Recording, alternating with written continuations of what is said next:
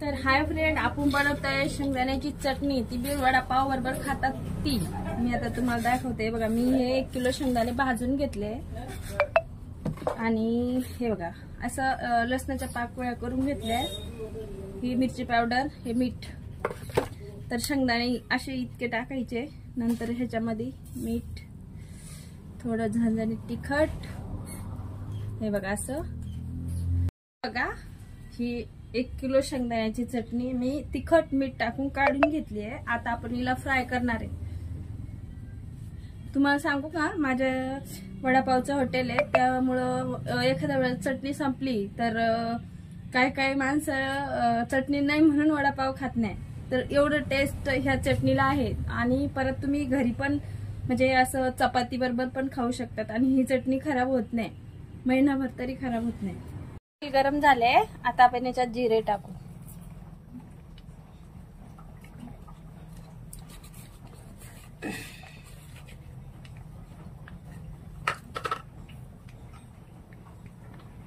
जिऱ्यांना थोडस होऊ द्यायचं. याच्यामध्ये आपण मिक्सर मधून पिसून घेतलेलं लसण,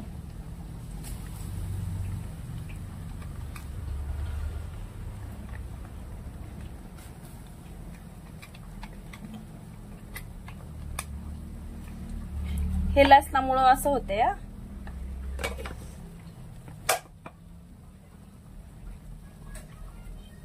आता याला आपण चांगलं फ्राय करून घेऊ.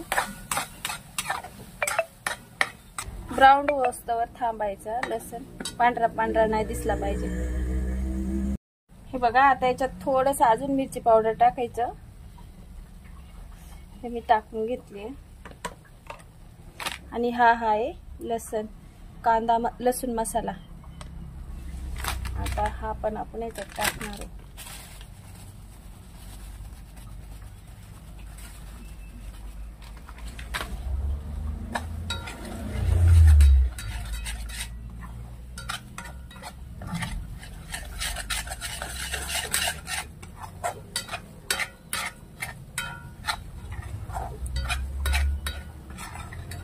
बघा कसली दिसते चटणी. ही झाली रेडी. आता ही चटणी, आता हे गॅस बंद करू, जळेल ते नाही तर. बघा ही चटणी आपण आधीच काढलेली होती. आता आपण ही चटणी जी फ्राय केली ती चटणी ह्या चटणीमध्ये कालवणार आहे. तुम्हाला याचा पण कलर दाखवतो कसला भारी येतो.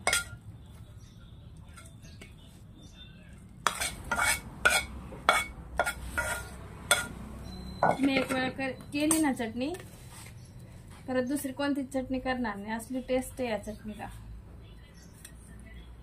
तर नक्की ट्राय करा. तुम्ही एवढी नका करू, कारण मला हॉटेलसाठी लागती म्हणून मी 1 किलोची केली आहे. तुम्ही पहिले थोडीशीच करून बघा.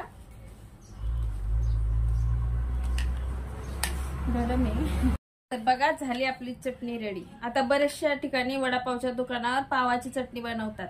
आपले वडापाव बरोबरचे पाव असतात ना, तर ते पाव वाळवतात, त्यांना मिक्सर मध्ये काढून घेतात आणि ती चटणी तयार करतात. आम्ही फक्त शेंगदाण्याची चटणी करतो आणि खायला पण टेस्टी लागते. वडापावची पण चव लागते, त्यामुळं गिराईक पण वाढतं. तर नक्की ट्राय करा. चटणी कशी दिसते, एकदम झकास. थँक्यू.